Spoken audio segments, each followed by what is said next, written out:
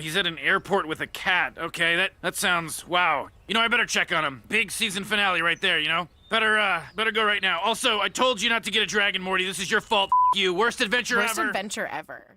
Welcome back, everyone. It's Charlie. This is going to be my Rick and Morty Season 4, Episode 4 video. Does anybody know how long it takes a dragon to fly to Florida? There were a whole bunch of Easter eggs. We'll break it all down. If you're new to the channel, I'm doing videos for all the episodes this season. Be sure to subscribe to get everything. There's also a new merch giveaway, too. All you have to do to enter is be a subscriber and leave your favorite moment from the episode on the video. Careful for spoilers. If you have not seen the episode yet, we'll start with top 10 WTF and Easter eggs as we go along. Starting with number 10, the title of the episode, Claw and Hoarder Special Victims Morty, a reference to Law & Order Special Victims Unit. If you don't remember, that's the TV show that Ice-T has been on for a billion years. He was also the subject of Water Tea during Get Swifty. Apparently now, he's actually a really big fan of Rick and Morty, so maybe he'll come back and guest star as a different character at some point. But the episode itself was mostly a parody of Dungeons & Dragons and pretty much every dragon trope you've ever heard of from every dragon TV show or movie. But number 9, R.I.P. Chachi in the Cold Open. They do the same type of cold open bit that they did during Season 3, Episode 6, where they go on this adventure that seems like it's supposed to be this really quick thing, but Morty implies he's been in this alien prison for a long time, so apparently this adventure has gone on much longer than what it seems like at the beginning of the episode. Rick sends Morty on a mission to get an ultimate cube. He gets captured, thrown in alien prison. Chachi helps him escape. They imply that they have all this history that they developed over the course of this adventure, and then he just gets gunned down immediately. And they use it as a way to show you how self-centered Rick is, that he would put Morty through something like this and then totally not care about Chachi, and once Morty produces the ultimate cube, Rick just immediately doesn't care about it because it's purple like the one that he already has.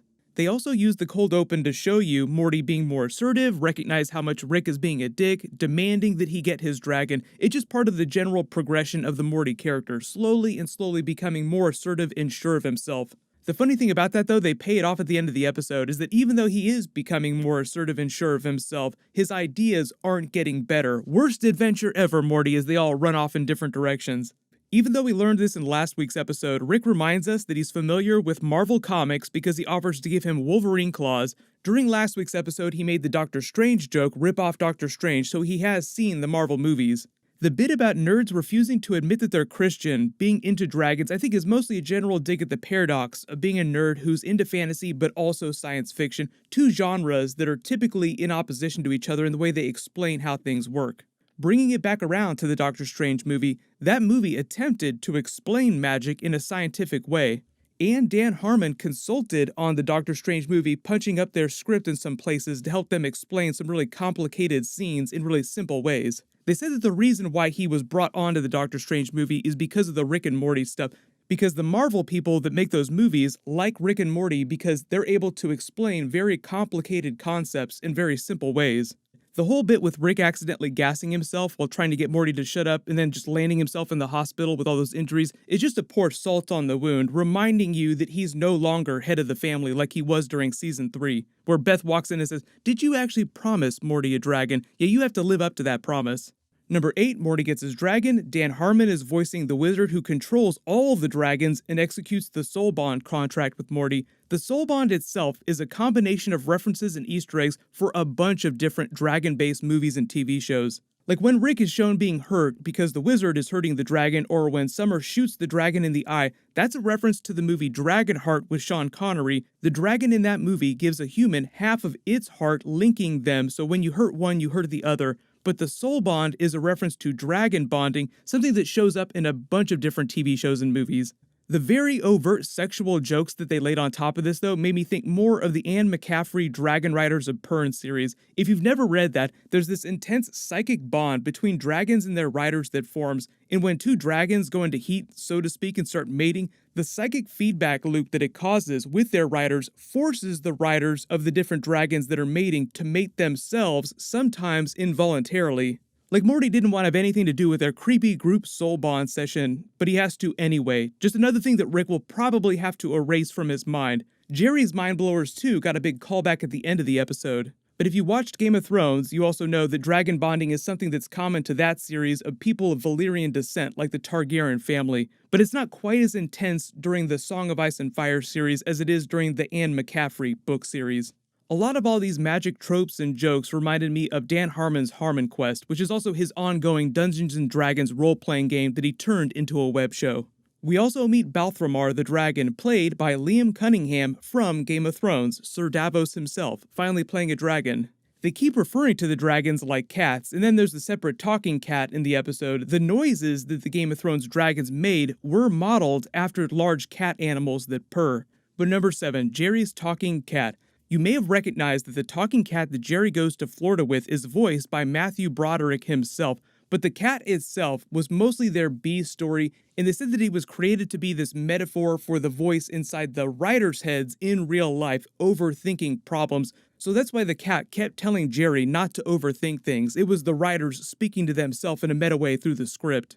Because of the way they ended that story too, it also may have been a reference to the parody cartoon dark version of Garfield about the cat that stalks its owner called I Am Sorry, John.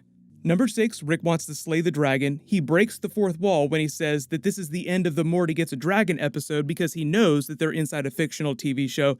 But the TV show within the TV show that Rick and Summer are watching and making fun of, called Ass, is just a parody of Bones in real life. The story of the Ass show and everything that they say about it, the characters, is basically directly ripped off of the Bones TV show in real life, with the two characters getting together. Oh, it's boring, no, I don't want to watch it anymore. Rick then references Drag Race when he says, I always slay Queen. In number 5, Rick versus the dragon and his giant treasure hoard of Easter eggs. Rick goes down and makes fun of all kinds of dragon tropes. Oh, if only I wouldn't have planned for the only things the dragons are known for, breathing fire. Usually every time an episode is based on a lot of really overt tropey things, he starts calling them out in an episode. He spent the entire episode making fun of magic. When you look at all the treasure that he has in the background, there's the Venus de Milo statue. I'm assuming it's an original because he has so much unique stuff in that hoard. He also has what looks like a Tesla car or some kind of sports car, a classic Ghostbusters high-C ecto cooler, which I myself actually drank a ton of as a little kid. He's also got an Action Comics #1, the first appearance of Superman, a Dan Harmon Funko Pop, a classic Duckman animated series lunchbox, Small Soldier spin pops, which they directly call out, and then Future's self-titled album on vinyl, signed in Molly and Percocet. There's a bunch of other stuff in the background that they don't really spend a lot of time on or is cut off in frame, so if you spotted any other Easter eggs in the Dragon's treasure hoard, just write them below in the comments. But then number 4, Rick and the Dragon party. Turns out dragons really like to party and they're super polyamorous. They partake in volcanic fumes, which may or may not mess with Rick's higher brain function. Who cares? He doesn't mind. They play the song from the album that they just referenced when they're flying around just getting wasted together. They make fun of Taylor Swift when they ignore Morty's call, sending him the gif of her pumping her fist. Summer explains that that means you're lame, Morty. The speech that the dragon then gives to Rick is actually meant to be true, meant to be taken seriously. There will be sayings about you, your lessers will hunt you down, and you are one of a dying breed. Literally because Ricks get killed all the time, but also evil Morty is probably going to come for C-137 Rick eventually. Because the episode is all about bad relationships, toxic relationships, they execute their soul bond. Morty watches them, Rick gets really weird about it, then the wizard comes back and starts slut-shaming the dragon. So number 3, Rick, Morty, and Summer go to rescue the dragon from the wizard. Rick gets really pissed off because the laws of physics are completely whack and magic is the only thing that works in this realm. Science won't help him. We learn it takes 78 years to actually hang a dragon. They get kind of steampunky with the weapon that Rick picks up, but the weapon itself works a lot like the impossibility drive from Hitchhiker's Guide, turning things into random objects when he shoots them.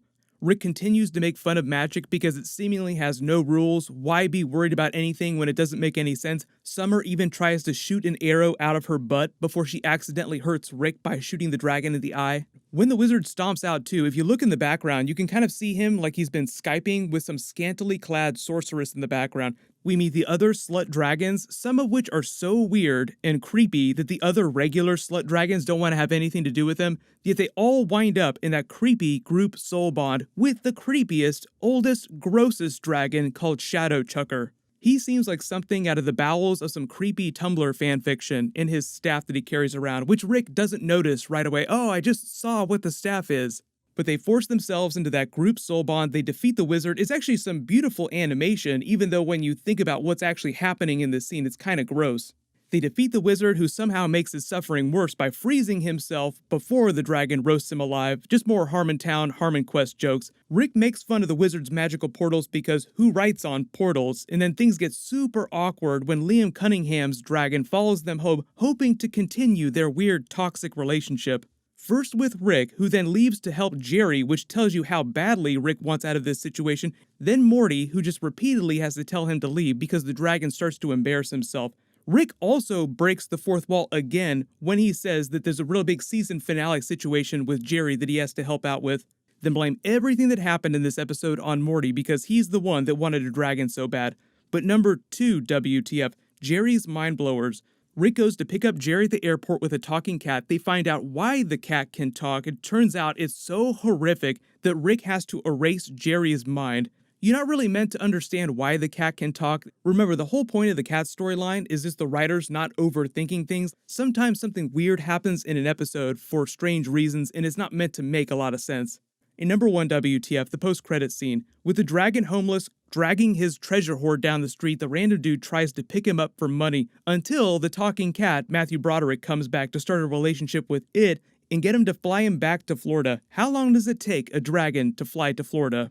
Let me know in the comments if you spotted any big Easter eggs in the episode that I didn't mention in the video. Like I said, big Dungeons and Dragons episode of Rick and Morty. Overall, I liked it a little bit better than last week's episode, but it was way, way grosser. There'll be a new Crisis on Infinite Earths episode tonight. Tom Welling from Smallville is going to be cameoing along with Kevin Conroy's Batman from Batman the Animated Series. There's a whole bunch of other stuff, so as long as you have alerts enabled for my channel, you'll see all the videos when I post them. But click here to rewatch the Wonder Woman 1984 trailer a billion more times, and click here for my Rick and Morty Season 4 Episode 3 video. Thank you so much for watching. Everybody stay awesome. I'll see you guys tonight.